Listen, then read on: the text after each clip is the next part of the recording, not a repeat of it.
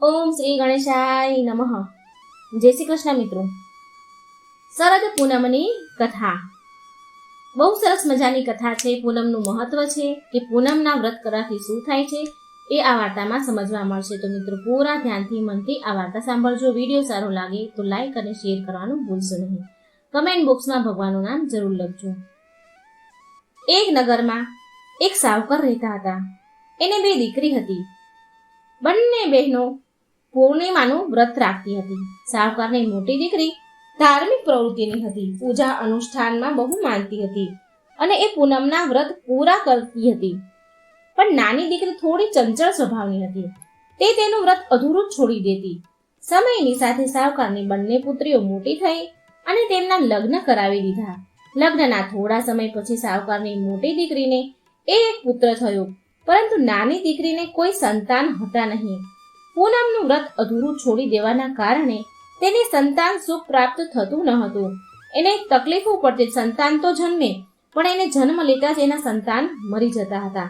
આવી રીતે એને સંતાન પ્રાપ્ત કરવામાં ઘણી તકલીફો પડી. એક વાર તે સાવકાર તેની નાની પુત્રીને એક સંત પાસે લઈ જાય છે અને તેમને આમ થવાનું કારણ પૂછે છે કે મારી દીકરીને બાળક તો જન્મે છે, પણ જન્મ થતાં જ તેનું મૃત્યુ પામે છે, તો આનું શું કારણ હશે? એટલે સંત કહે છે, દીકરી, આ દીકરીને સંતાન સુખ એટલા માટે નથી મળતું કે તેને પૂર્ણિમાના વ્રત અધૂરા છોડ્યું છે.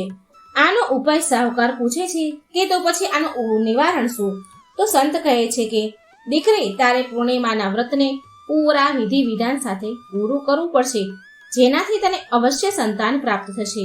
પછી આ સંતની સલાહ માનીને સાવકારની નાની દીકરીએ પૂરા વિધિ વિધાન સાથે પૂર્ણિમાનું વ્રત કર્યું. તેના ફળ સ્વરૂપે તેને એક પુત્ર તો થયો, પણ જન્મ લેવાના થોડા સમય પછી તે મરી ગયો. એટલે સાવકારની નાની દીકરીએ તેના નાના જન્મેલા મરેલા પુત્રને એક જગ્યા પર ટેબલ પર સુવડાવી દીધો અને તેના પર કપડું ઢાંકી દીધું અને ખૂબ જ વિલાપ કરીને રડવા લાગી.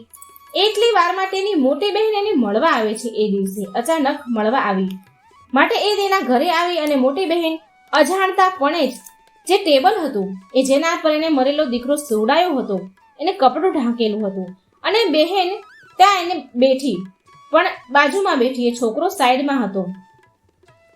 એ બાજુમાં બહેન બેઠી એટલે મોટી બહેનના સાડીનો છેડો તે બાળકને અડી ગયો. એટલે તે બાળક ઉવા ઉવા કરીને રડવા લાગ્યો. જીવ તો થયો. અને આ બાળકના રડવાનો અવાજ આવતાની સાથે મોટી બહેન બોલી, અરે નાની બહેન, તું મારા ઉપર શું કલંક લગાવવા માંગતી હતી? હું હમણાં જ આ ટેબલ પર બેસી જાત અને આ બાળક મરી જાત, એની ઉપર બેસી જાત ને બાળક મરી જાત. એટલે નાની બહેન બોલી કે બહેન, આ મારું બાળક તો પહેલેથી જ મરેલું હતું. તારો પાલવ અડતા જ તારા ભાગ્યથી, તારા પ્રતાપથી એ જીવતો થયો છે. બંને બહેનો બહુ ખુશ થઈ અને નાની બહેને તેને બધી જ વાત કહી. એટલે પૂર્ણિમાના પ્રભાવના કારણે તેના ઘરમાં ખુશીઓ આવી અને મરેલું બાળક પણ જીવતું થયું. ત્યાર પછી બંને બહેનો પૂરા નગરમાં પૂર્ણિમાના વ્રતની વાત કહે છે. આ ઘટના વિશે, આ ચમત્કાર વિશે બધાને મહિમા સંભળાવે છે. મિત્રો, હિન્દુ ધર્મમાં શરદ પૂર્ણિમા વિશે ઘણું મહત્વ છે. શરદ પૂર્ણિમાનું ખૂબ મહત્વ છે. આ દિવસે માં લક્ષ્મીનું વિધિપૂર્વક વ્રત અને પૂજા કરવામાં આવે છે.